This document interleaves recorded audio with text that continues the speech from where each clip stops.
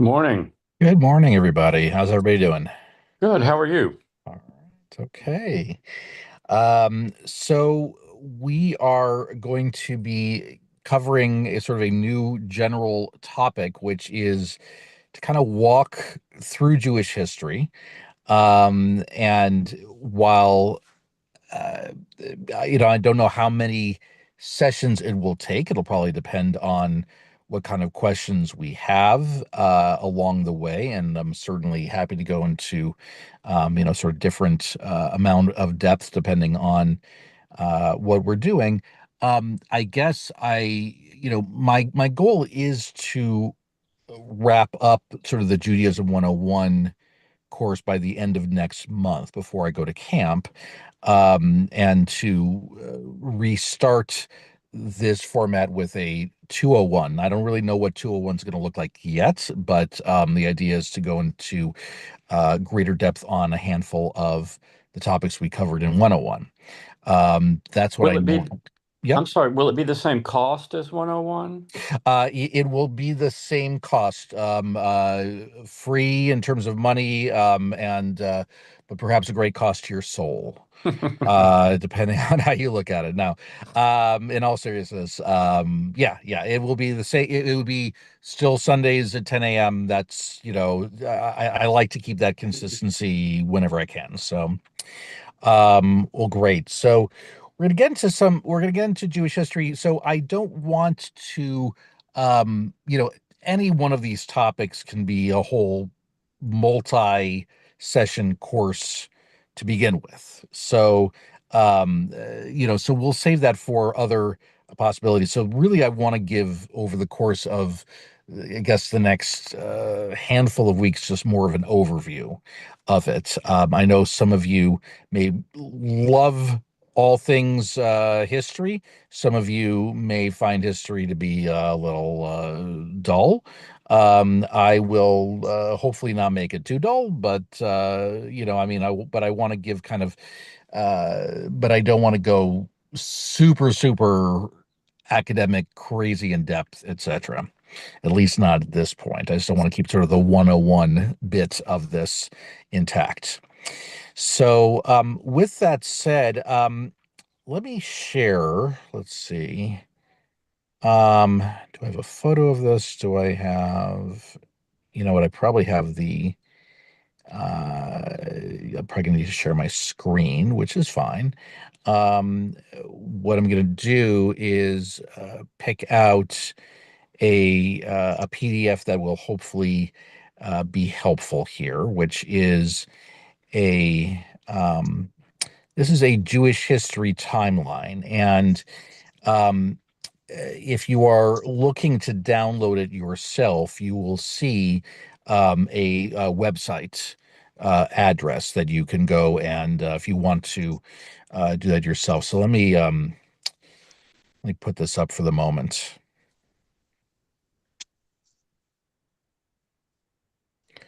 Okay.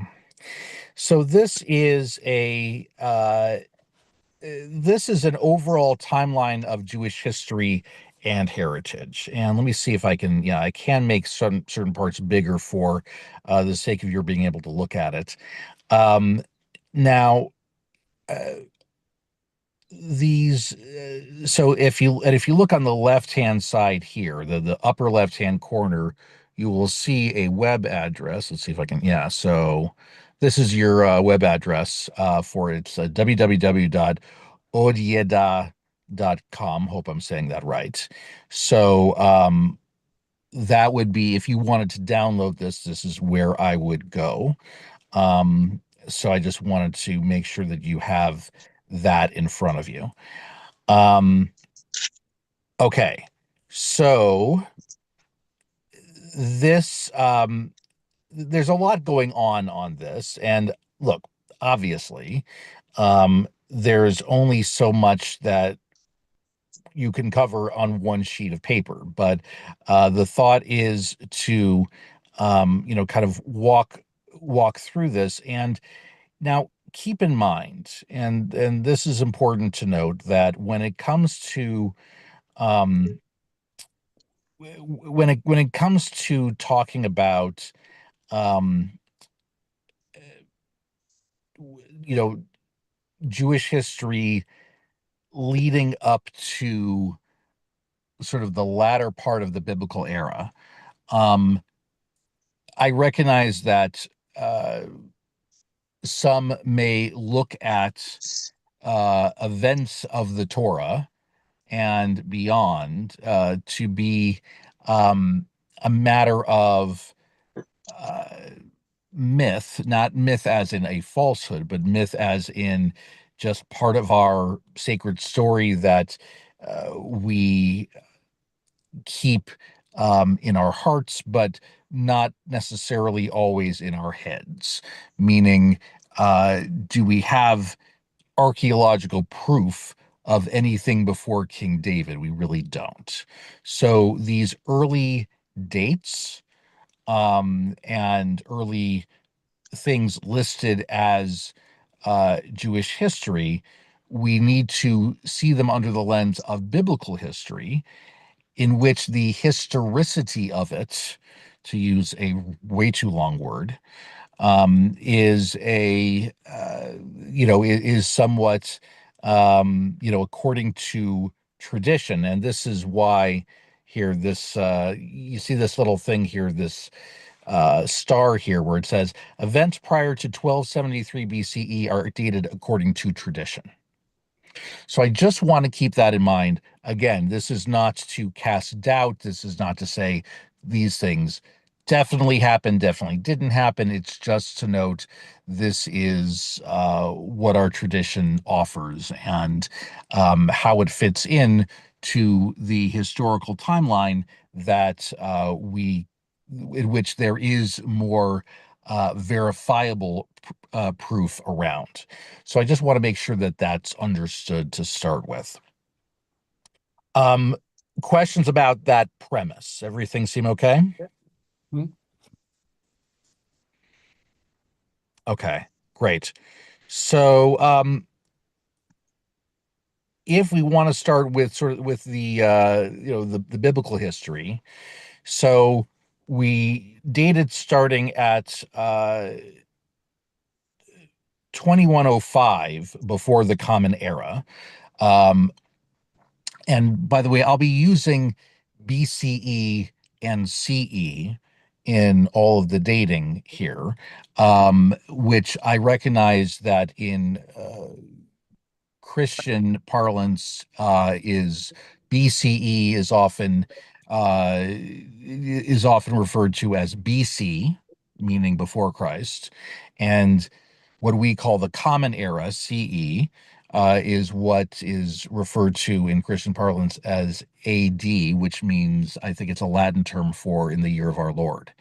So, as you might would understand, the Jewish idea is to call it the before Common Era or the Common Era.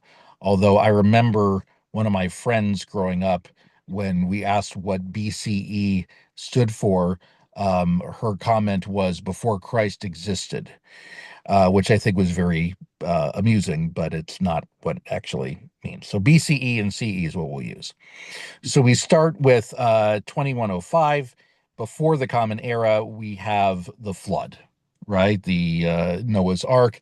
And the thought is that, according to the book of Genesis, Noah's Ark takes place 10 generations after the creation of humanity.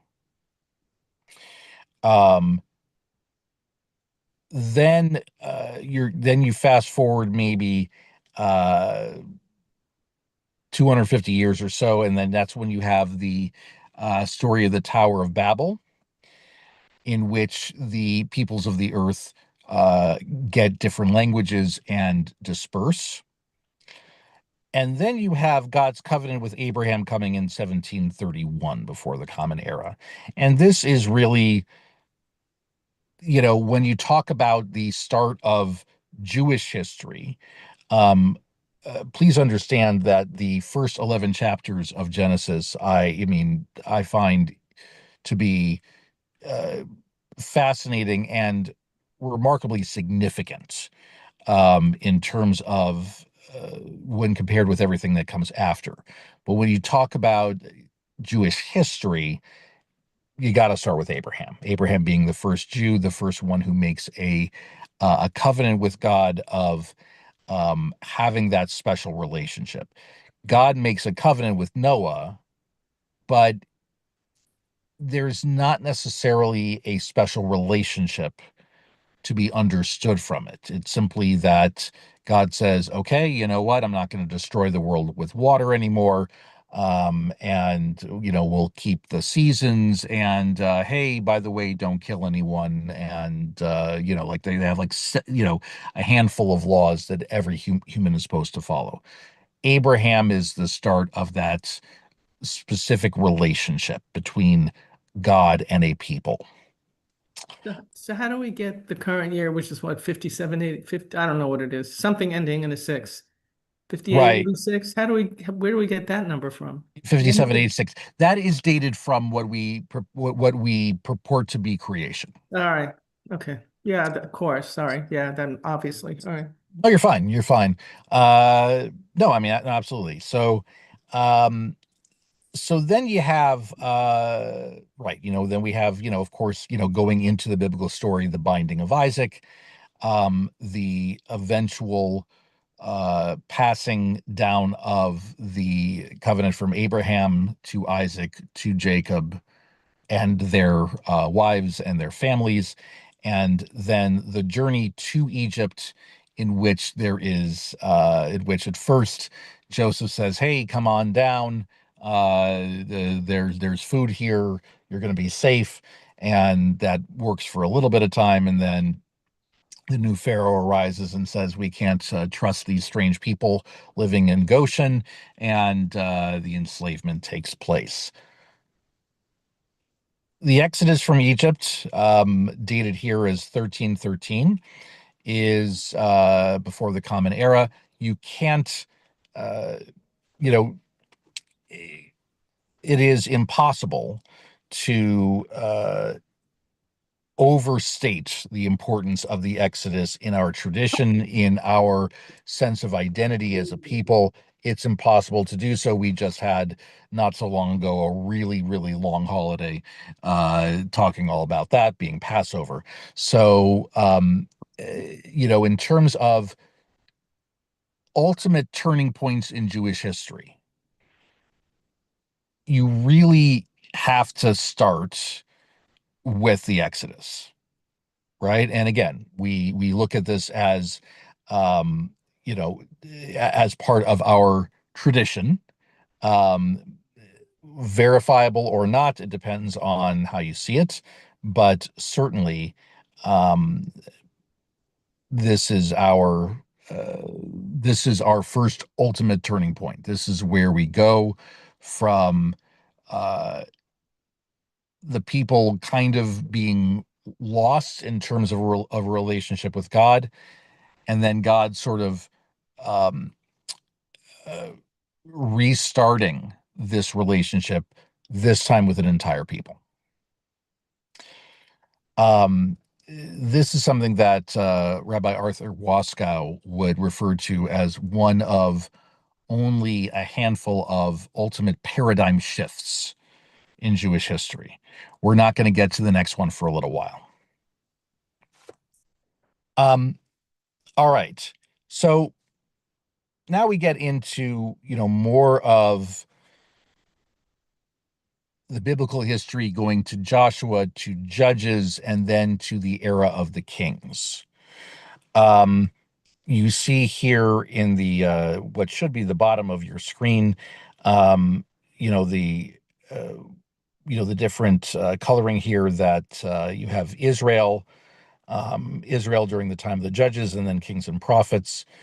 You get to the building of the first temple by Solomon. If you've been following my blog, which I certainly encourage you to do if you don't already, if you've been following my blog, we just got to the part, we're just getting to the part of the division of the kingdom of Israel and Judah, in which the kingdom of Israel is split into two parts.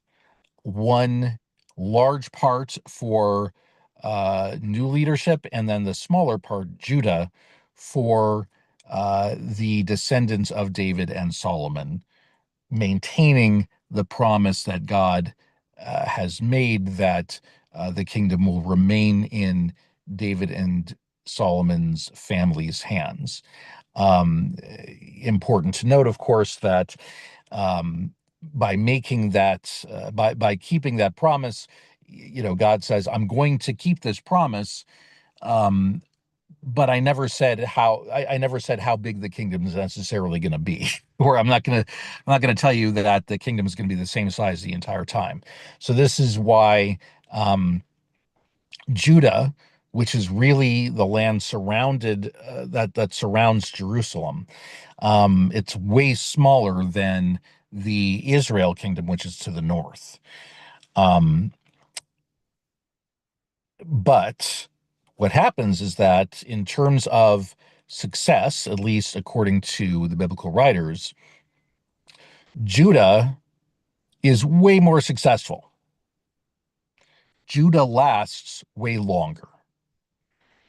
In the year 720, the northern kingdom, the kingdom known as Israel, is conquered by the Assyrians, and the 10 tribes that make up that kingdom of Israel, they're scattered. This is really the beginning of the diaspora. The diaspora has a more official beginning a little bit later on, but this is the first time that you have, since the Exodus, Jews living outside of the land of Israel.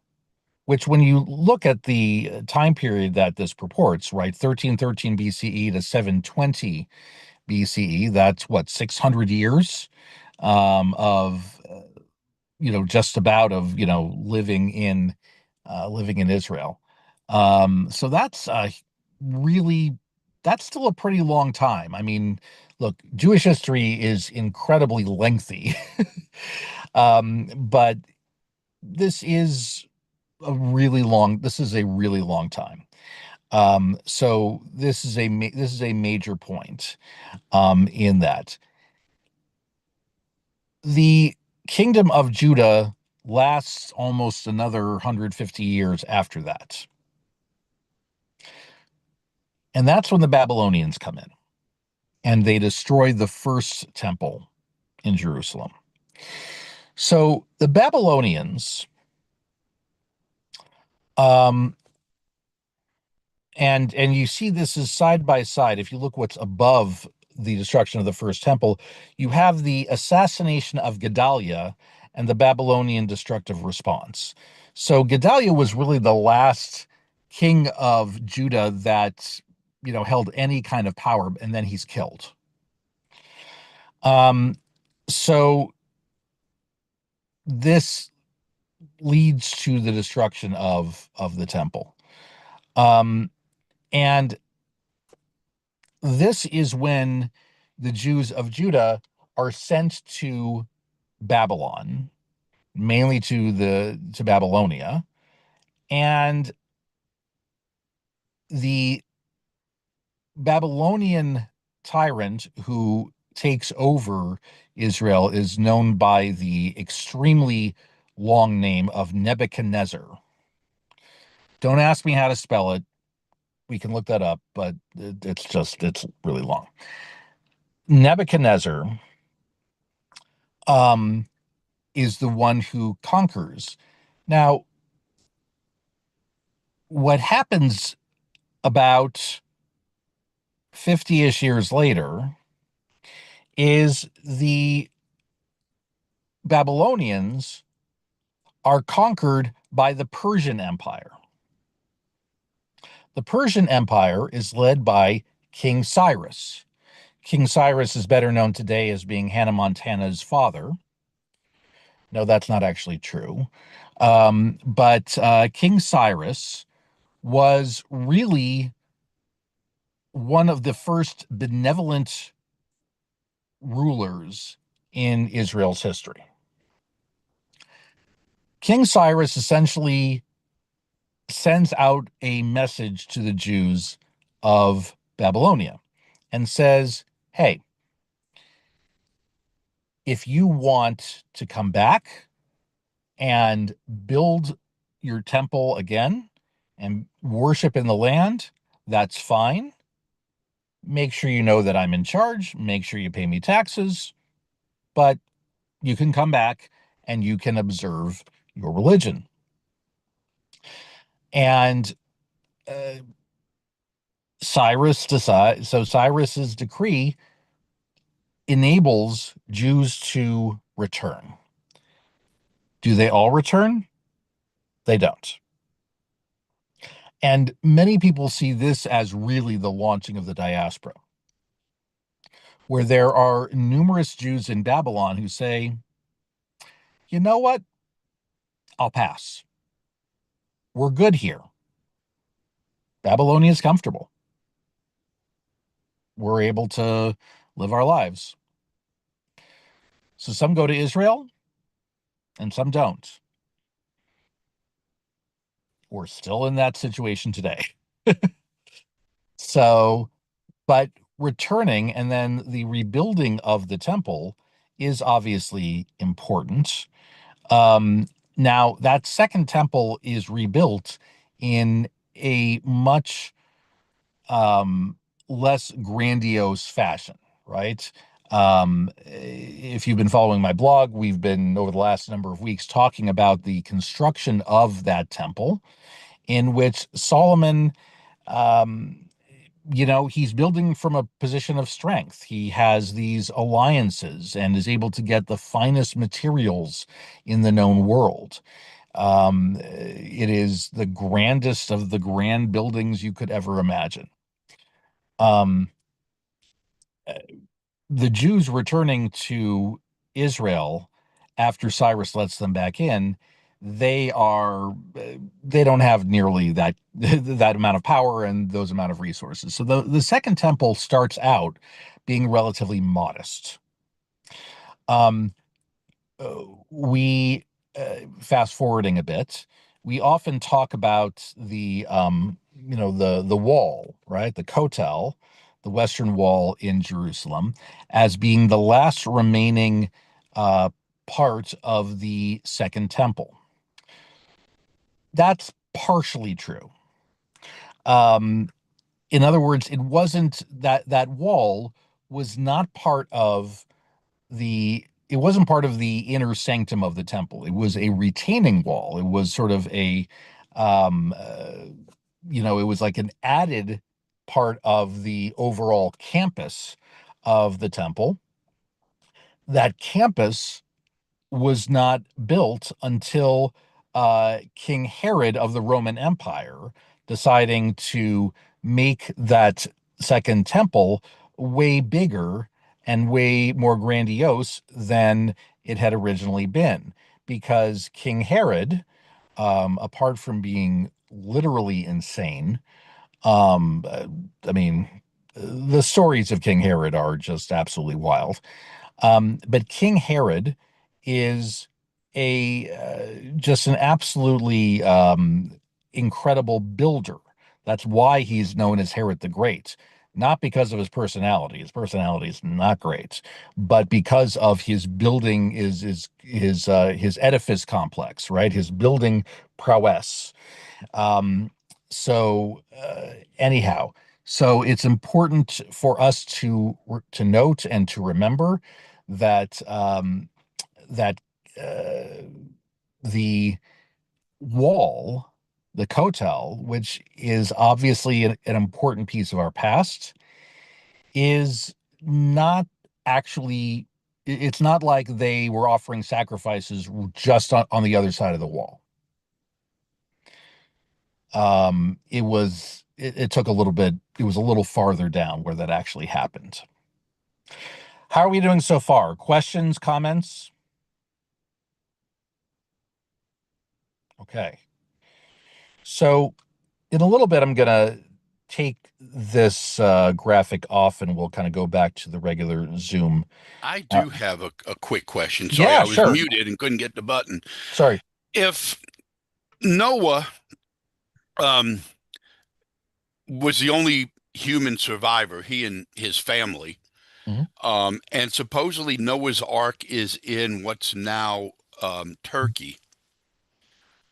When did people go from Turkey to what was then Egypt and now Israel? I mean, Uh, wouldn't we have started over in Turkey? you know, I'm not sure of where did you hear that Noah's Ark is in Turkey? I don't know. Someplace I read that they thought they found it on some mountaintop in what would be eastern Turkey. Mount Ararat. Yeah, I mean, so I'll say, I mean, I'll say this, right? I mean, you're talking about the overall uh, idea that, and pardon me for a moment, I'm in my car and I need to get a little bit of air conditioning, so I'm just going to turn on the engine. So sorry for the noise there. Um, but anyhow, so yeah, I mean, what we the idea that we have from the book of Genesis is that um, Abraham, um, he is from Mesopotamia. And at a certain point, the story tells us he goes from that area um, west. And then, according to the text, he goes western still, right? He goes farther west when God tells him, hey, go to the land that I will show you, that land being what we now think of as Israel. So I guess, the journey from, I mean, if we are to purport that Noah's Ark, goes, finishes in, in Eastern Turkey, I'm saying this off the top of my head, I don't think that's too far from Mesopotamia. So it could be that, and keep in mind there are 10 generations between Noah and Abraham. So the thought is that over time there's a little bit of wandering around, and that there is and as we know from world history, I mean, Mesopotamia is thought of as sort of the cradle of civilization, right? It has, the sort of the physical landmarks that are extremely helpful uh, in order for civilization to be built and to endure. So that's my sense of it. And now, if there are people who know it better, I'm happy to yield to their understanding. I just asked Chat how far it was from ancient Mesopotamia to Eastern Turkey, and it's like from no distance up to 500 miles. It's very, very, very close. So Yeah, and considering that, I mean, so many people were nomadic at the time, the idea that there would be that much of a that there would be that much of a wandering over the course of 10 generations, I guess, would certainly be plausible, I guess. So I appreciate that. Um, Now, by the way, you see here that, right, you have the return to Zion and then eventually the building of the second temple.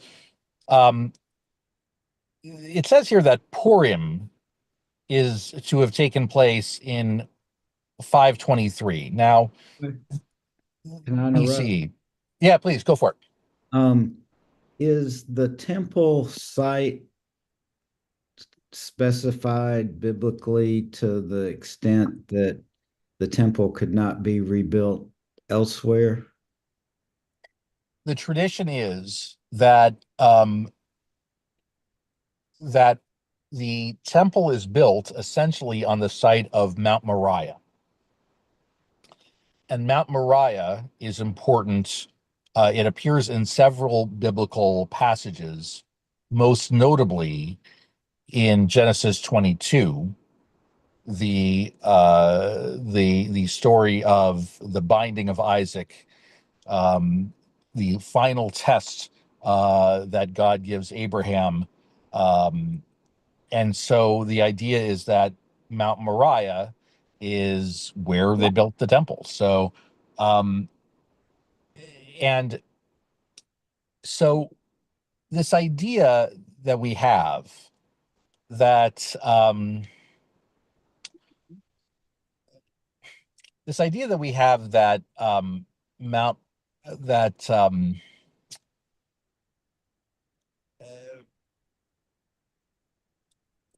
that we would offer proper sacrifices in a place where at one time Abraham was asked to give a sacrifice that would have been too much.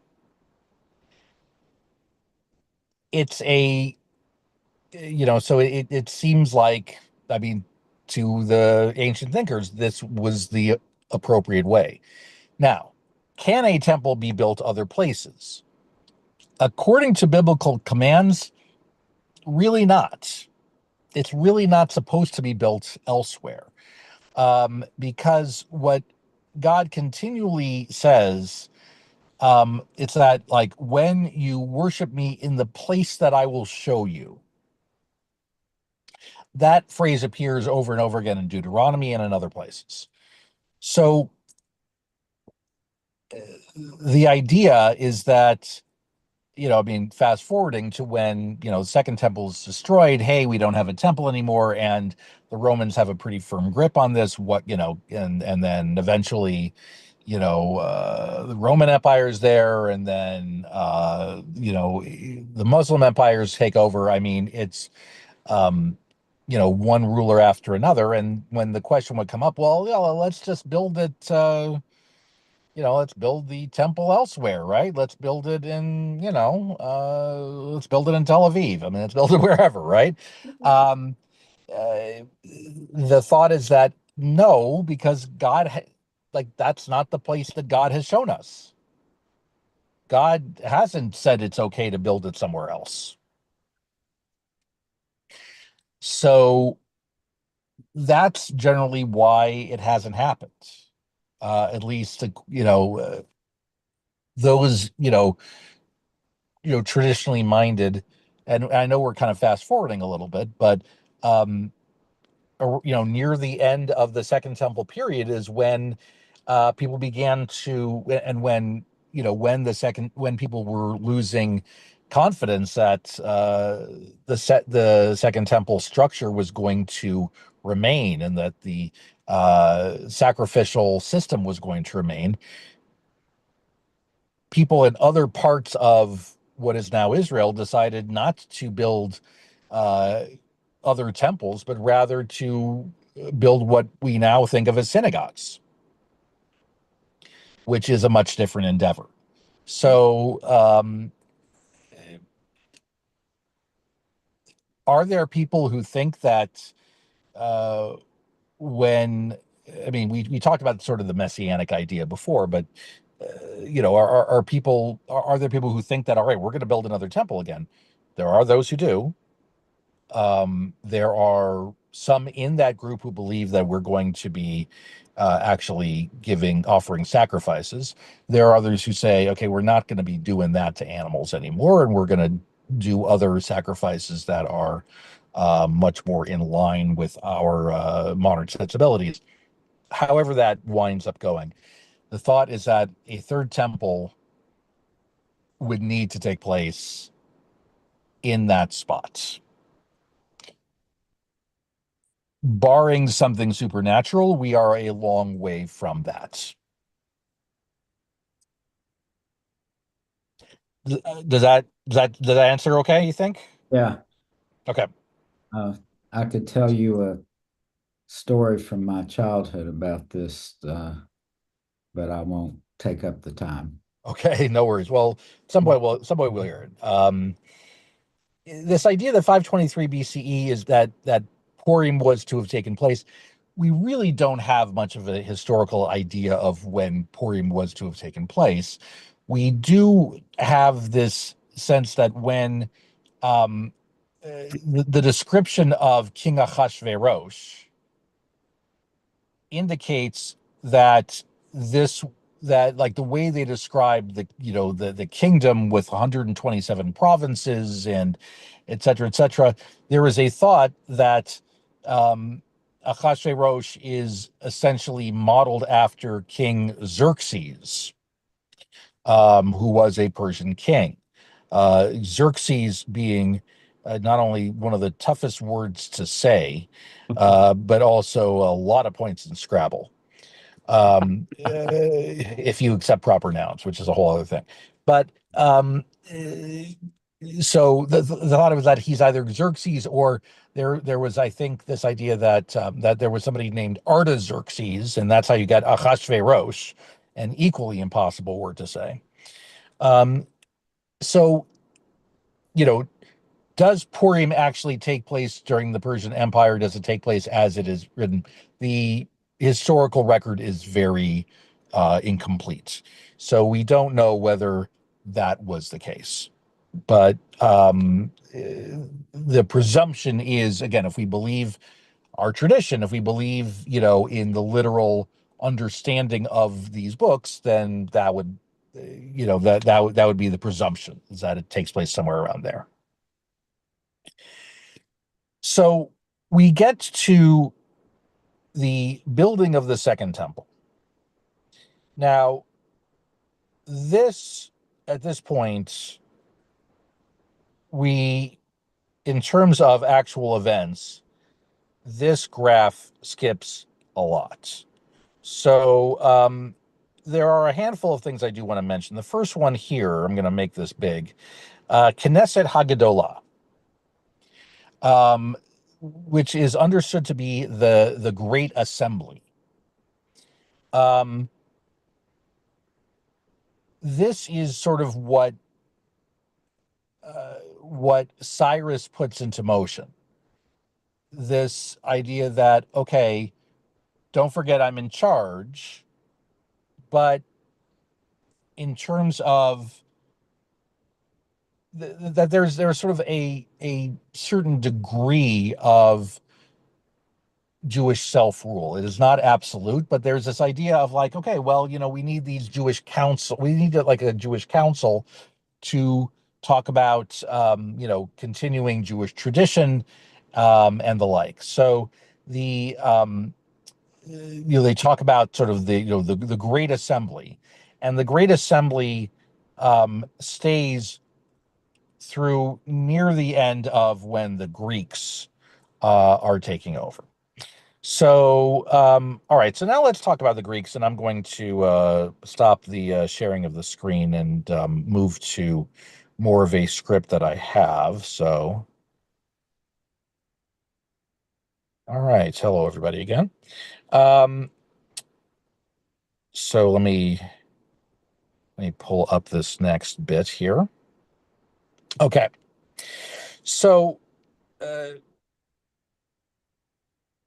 really, the next important person in Jewish history after the Persians is another person who isn't actually Jewish, and this is Alexander the Great. Alexander the Great is, you know, it's amazing. Alexander is not a Hebrew name, but there are plenty of Jews named Alexander, not just in English, but also in Hebrew, because Alexander the Great was considered to be so good to the Jews that there were Jews who began to name their children after Alexander. So there are plenty of Jews with the Hebrew name of Alexander. So, you know, we have,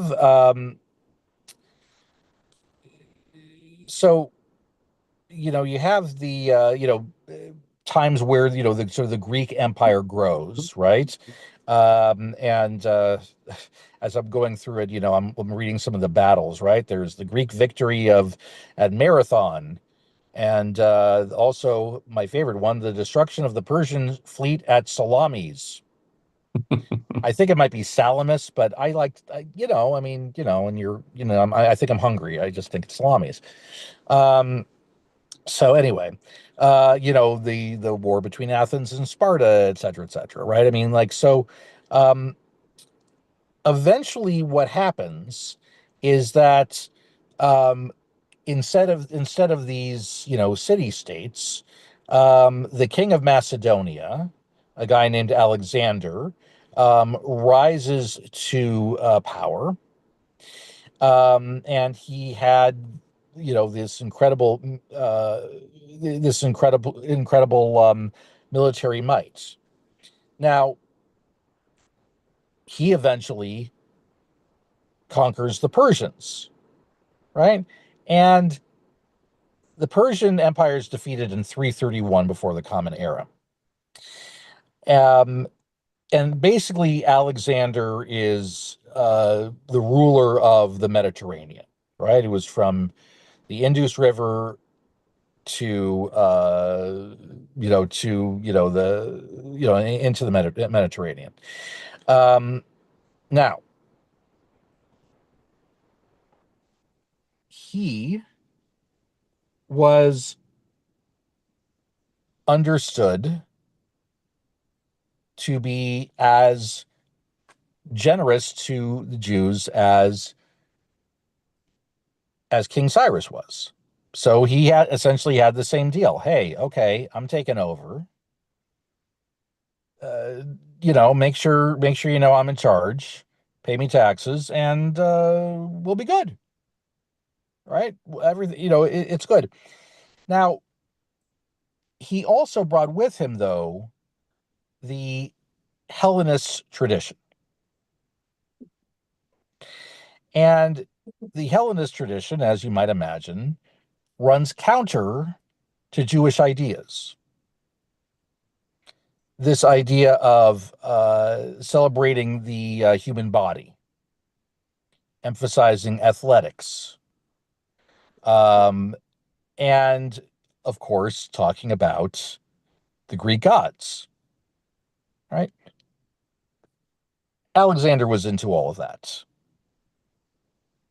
Now, Alexander, however, was not necessarily interested in dealing with, in pushing that on the Jews, right? Um, I'm going to read you this bit from a website called simpletoremember.com. The narrative concerning Alexander's first interaction with the Jews is recorded in the Talmud.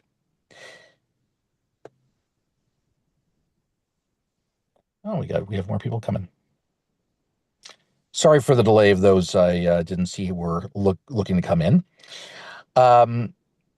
So talking about Alexander the Great now. The high priest of the temple feared that Alexander would destroy the city. He goes out to meet him before he arrives at the city. The narrative then describes how Alexander, upon seeing the high priest, dismounts and bows to him. Pretty amazing. And in fact, it says that, Alexander really didn't bow to a lot of people. And when he's asked by his general Parmerio to explain his actions, he answered, I did not bow before him, but before that God who has honored him with the high priesthood. For I saw this very person in a dream in this very apparel. Alexander interpreted the vision of the high priest as a good omen and thus spared Jerusalem and peacefully absorbed the land of Israel into his growing empire. All right. So Alexander with the Jews, totally cool. Now, later on, though, Alexander dies. He dies young.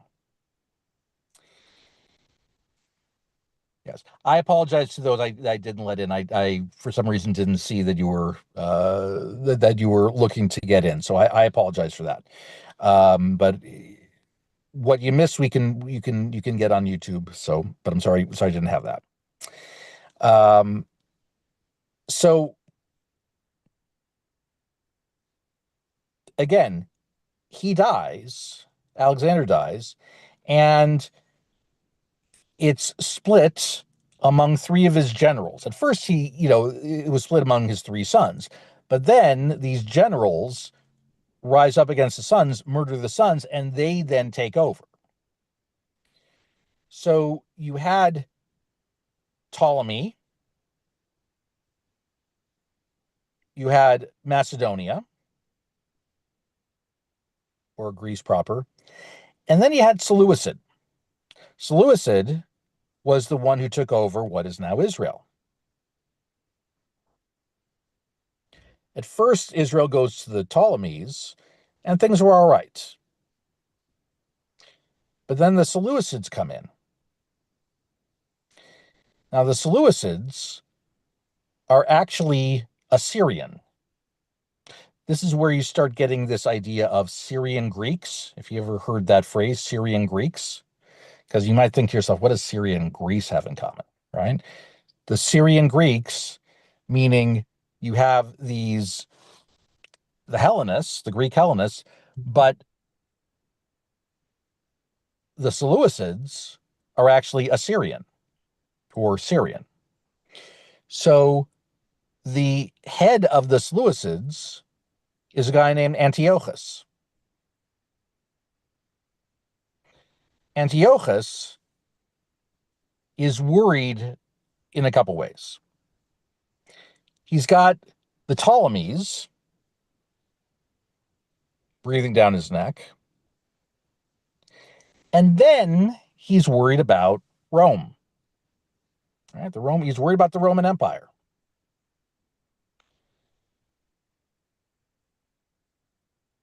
So what he decides is that the weak link is Israel.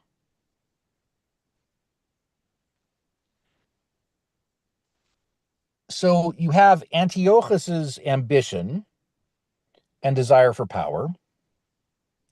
You also have the Hellenists who are becoming a part of Jewish society in Israel.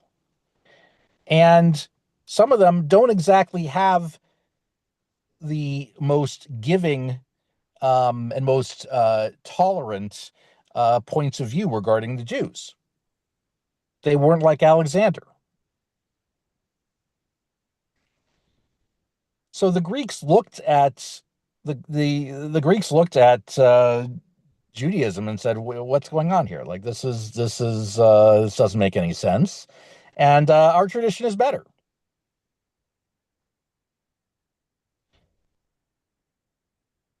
That brought in a lot of Jews.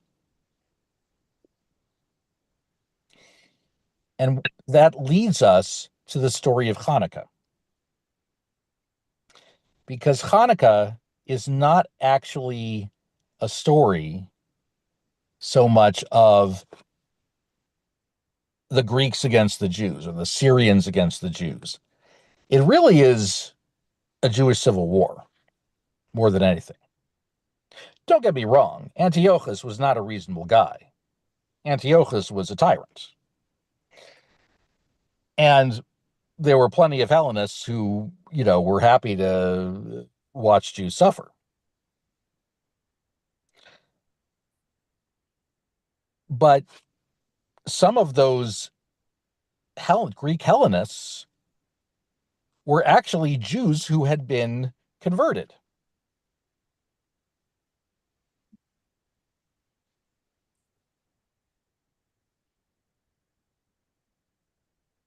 So I'm going to read again from this same source. Because it's not just a matter of who's in power, but it's a different philosophy of religion. And this is the first real theme of Jewish history that I want to talk about. This idea of there are internal threats and external threats throughout Jewish history. There are plenty of times where Jews as a people suffer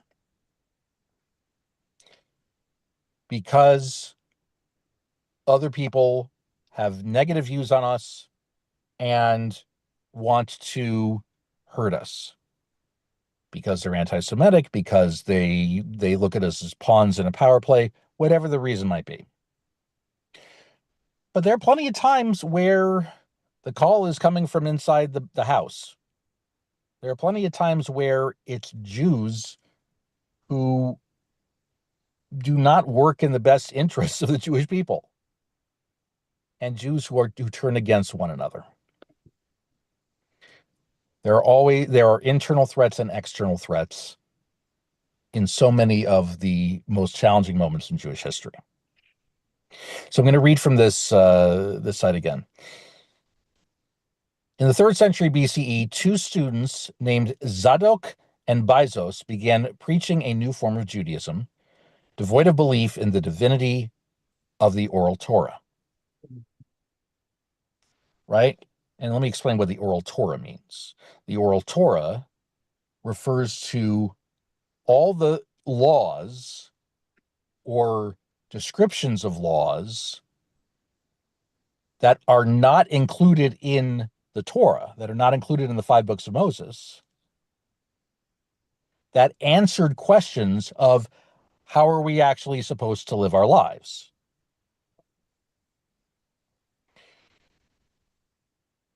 Because, as I think I've mentioned in some point, certainly when talking about Shabbat, for instance, the Torah tells us very little about what we're supposed to actually do and not do on Shabbat. We know we have to rest. We know we shouldn't work.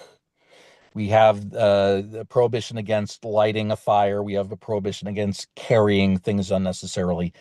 We don't have that much more than that. So all of these details of how to live Shabbat correctly,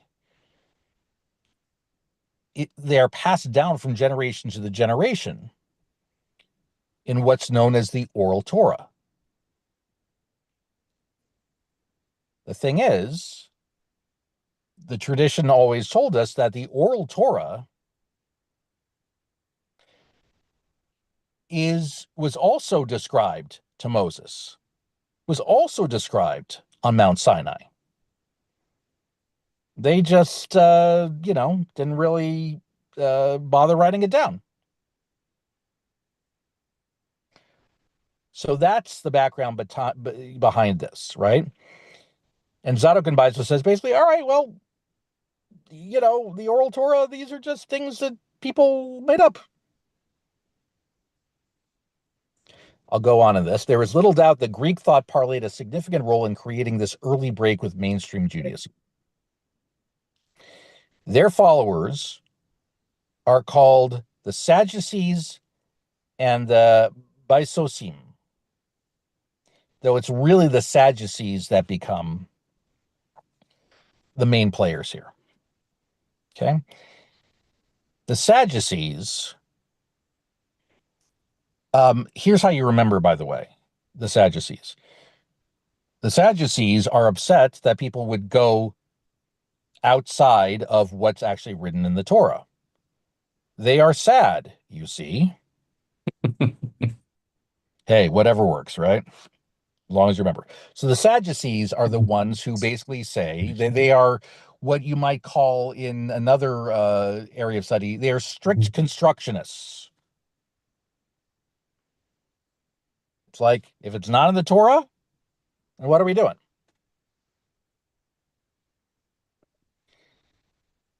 Right? If it's the oral law, well, oral law can be anything. The Sadducees got along great with the Hellenists, with the Hellenized Jews, because both of them doubted traditional Judaism.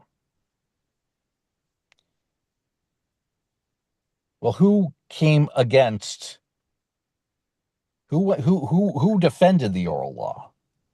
Who defended this loose constructionist idea that you can be a part of, that you can understand Torah by also including other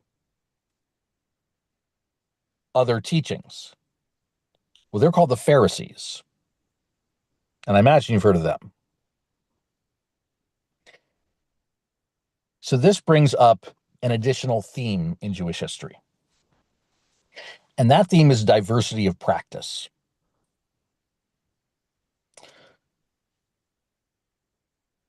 We live in a time where what we know about Jewish life and what our parents and grandparents and several generations back know of Jewish life as really just Orthodox, conservative, Reform, and then other offshoots. We sometimes have the incorrect idea that that's how things were always divvied up, that we always kind of divided ourselves along those lines. That's not true. I remember at some point being in a place where they asked, hey, so was Moses a conservative Jew? Was he an Orthodox? Was he Reform? Well, those things didn't exist. Those organizations, those ideas didn't exist. They didn't exist 250 years ago. There have always been different divisions of Jewish practice, different ways of seeing how we should live an observant life.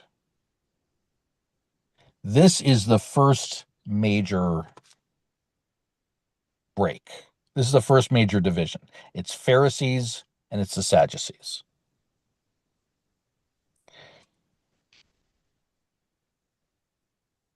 So really, the battle of Hanukkah is between the Pharisees and the Sadducees. And the Pharisees win. They're the ones that raise up the Maccabees. They're the ones that restore the temple after Antiochus had trashed it.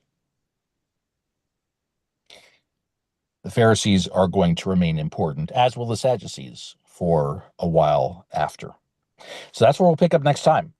We're going to get into Roman Empire, Second Temple, probably a destruction of the Second Temple, all that sort of thing. So we've got a ways to go, but I hope that you found this this okay, and we look forward to talking to you next week at this time.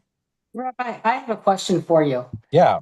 And it, I mean, it's tied in with Jewish history because the Jewish history, a lot of it's written in the Bible up to, we don't have it's separate, writings of the Maccabees, which I'm assuming, that type of thing. That's not, in the Tanakh. I have a question as to just something general with the synagogue. Mhm. I noticed there's not a weekly Parsha study. Is that anything that's ever been thought of, or But there is. Is there? Well, I mean, in other words, like where we actually go by the Torah portion of the week. Yes. So, I don't. It's not in our current. I mean, it's not in our current adult education menu. At least something that is specifically about the weekly Torah portion. But I appreciate the suggestion, and if there's an interest in that, we can try to put something together. Okay. Thank you. Yeah, and just remind me and make sure to tell your friends Okay. to join. So we'll see. We'll go from there. But let's see if we can add that. Okay. All right. Wishing you all well, and we'll catch you at this space next week. And I will be in Knoxville starting this evening, and looking forward to hopefully seeing people in person. Yes, for Shavuot. Yes. And Thank you. Shavuot, indeed. Thank you, Yes. everyone. Yeah, thank you. That was really interesting. All right, take care. See you soon. Safe travels,